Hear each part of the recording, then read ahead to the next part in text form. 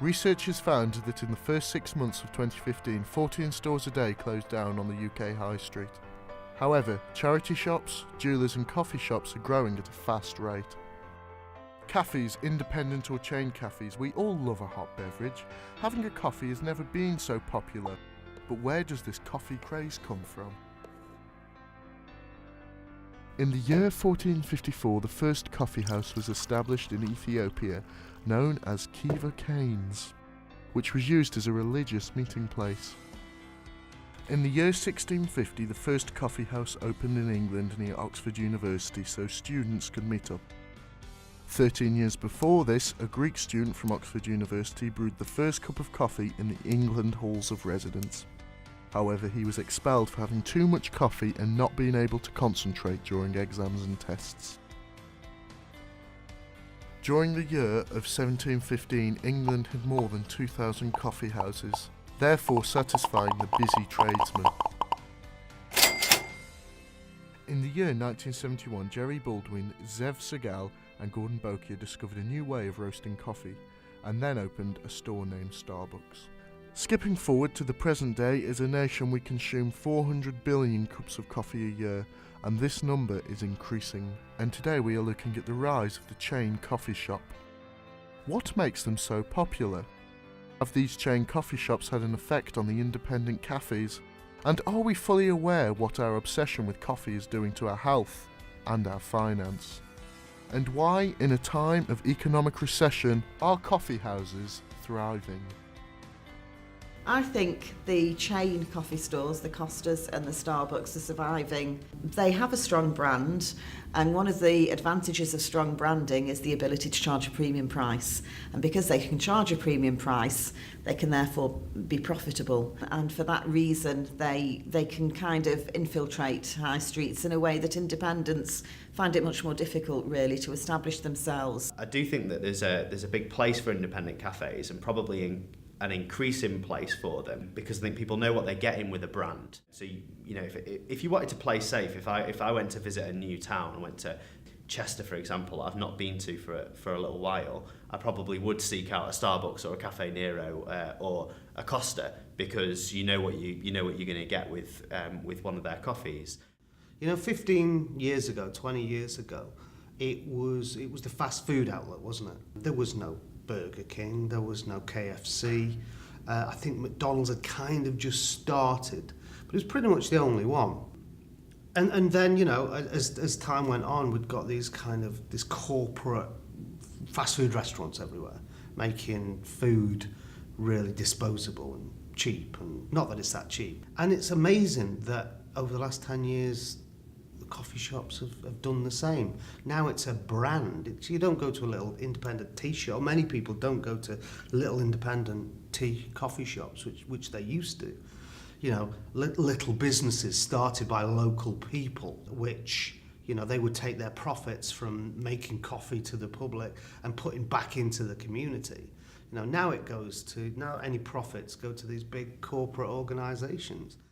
I believe that we have been affected by that. I feel we have, yeah. It's in a positive way. Yeah, 100% positive. I mean, for us, we've got Costa. We've been open for less than a week. We've got Costa around the corner. A year ago, would you say Costa had a big coffee drinking culture? No, like a year ago, Costa was almost not empty, and now they're full to the brim every single day.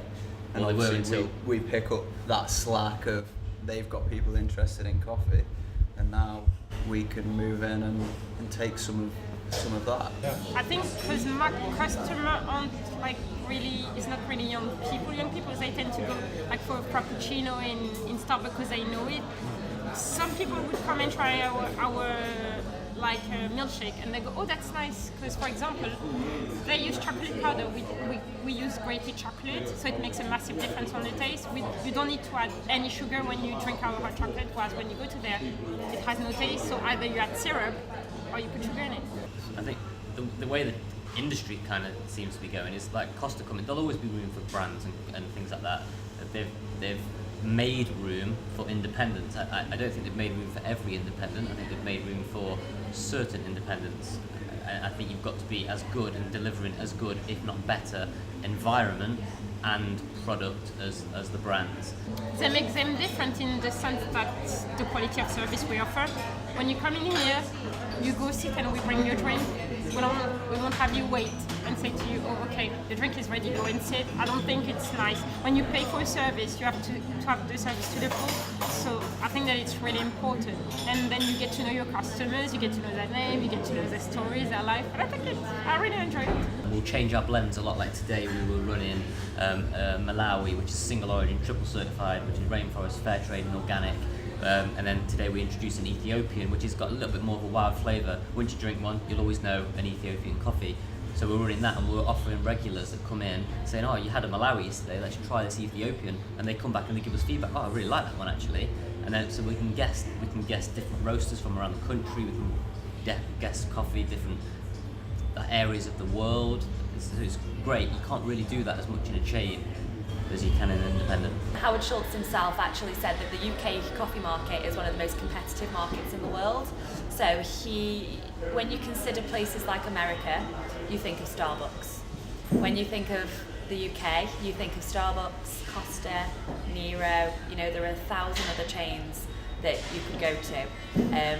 But at Starbucks, I think we like to think of ourselves as the premium, the top of the brand.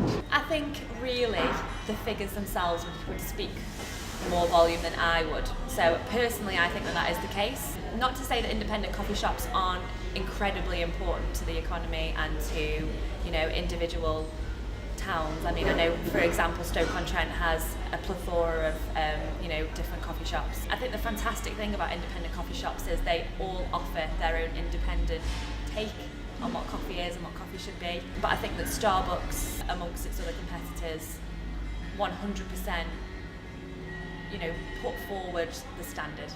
And I think that, you know, that's why we are so popular, because if we didn't produce good coffee, if we didn't produce a good beverage or food or pastries or cakes the first time, every time, then people wouldn't come back. When looking at the health research, one Starbucks peppermint white chocolate mocha is 560 calories. This is more than a Big Mac meal from McDonald's, which is only 508 calories. One large 16-ounce Starbucks latte with added sugar, cream and milk can have up to 2 tablespoons of sugar or even more. But, you know, they're very clever also in the Starbucks and the Costa. I'm not sure which one of them does it, but I know one of them actually trains their staff to say, you know, you have to pass all the cakes and the biscuits before you get to the part of the counter where you actually order your coffee. So you have to look at all of that and possibly choose something from there as well. And actually when you get your coffee, they're trained to say, would you like anything from the counter? So they are trained to try and entice you to buy some additional products while you're in there. During this documentary, we have interviewed a range of people getting various opinions on the coffee culture in the UK. We have looked at the health implications of coffee and looked at the way independent cafes are struggling against chain coffee shop competitors. Throughout history, coffee shops have always been a place of meeting and socialising, but with the prices of coffee ever increasing and the chain coffee shops gaining popularity, will independent cafes become extinct? Will the coffee craze ever end? Thank you for watching The Coffee Craze.